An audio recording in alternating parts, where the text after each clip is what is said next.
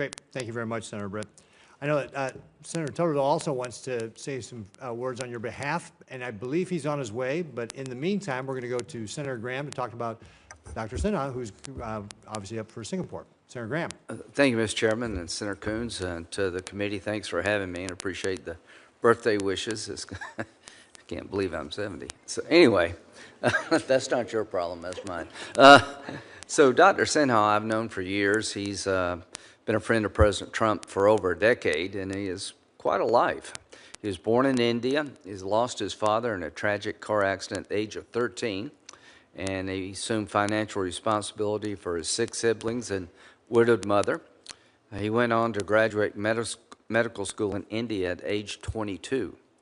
He then moved to India's capital city of Delhi in '72 to begin graduate studies and medical career, and eventually immigrated to the United States in 1977, settling in New York.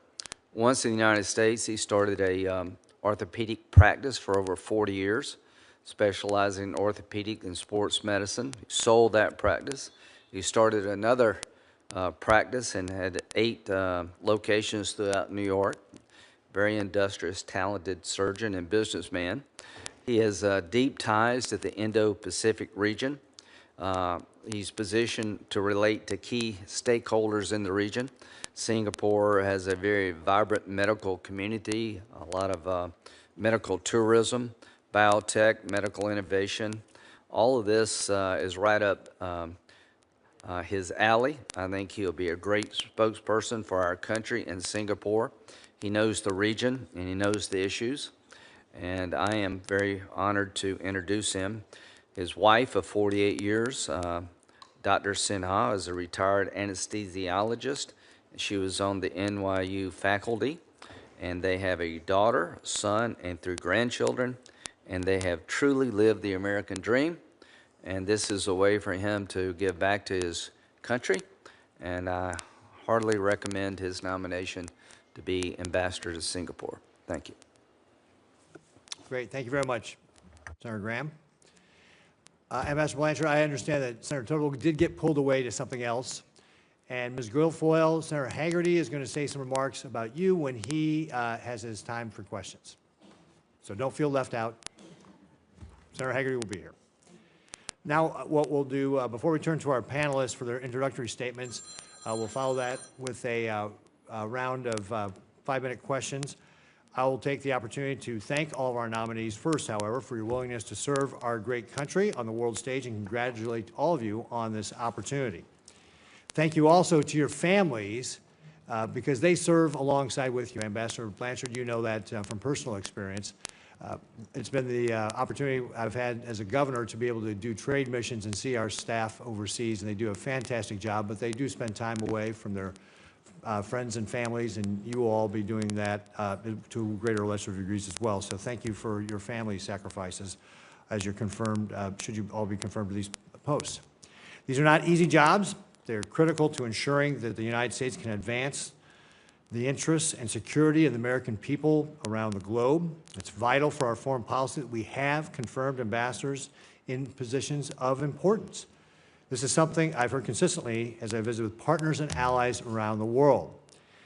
And this is a point that's been made by members of both parties repeatedly throughout my time on this committee, that we need to make sure that we get our nominees confirmed and in their positions in these important roles.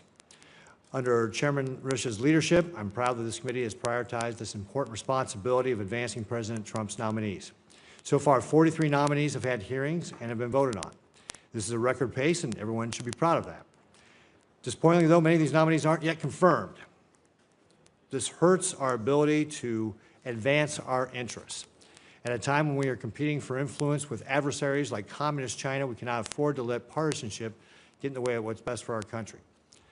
Thank you all again to the nominees for your willingness to serve, and I look forward to hearing your testimony and answer this committee's questions. So now we'll go into the panelists' opening statements, and Dr. Sinha, we'll go ahead and start with you. Would you like to begin?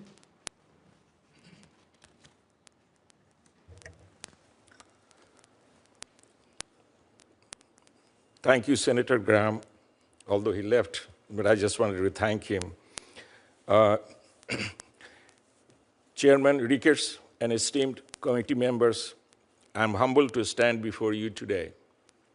I extend my deep gratitude to President Trump for his nomination and to Secretary Rubio for his support. With your concurrence and approval, I look forward to serving the United States to my fullest capacity. I would also like to thank my wife for 48 years, Kiki, and my son Sumit, who are here with me today. And a special thanks to my daughter Pooja, who has supported me closely through this process. She's watching us live from Norway with our grandkids. Kiki and I arrived in Brooklyn as a newly married couple from India. The United States has always recognized and invested in talent and growth from all corners of the world. Kiki and I were able to work hard and build a successful medical careers. Most importantly, we raised a beautiful family together, and we have served and supported our communities on Long Island, in Florida, and across the Northeast.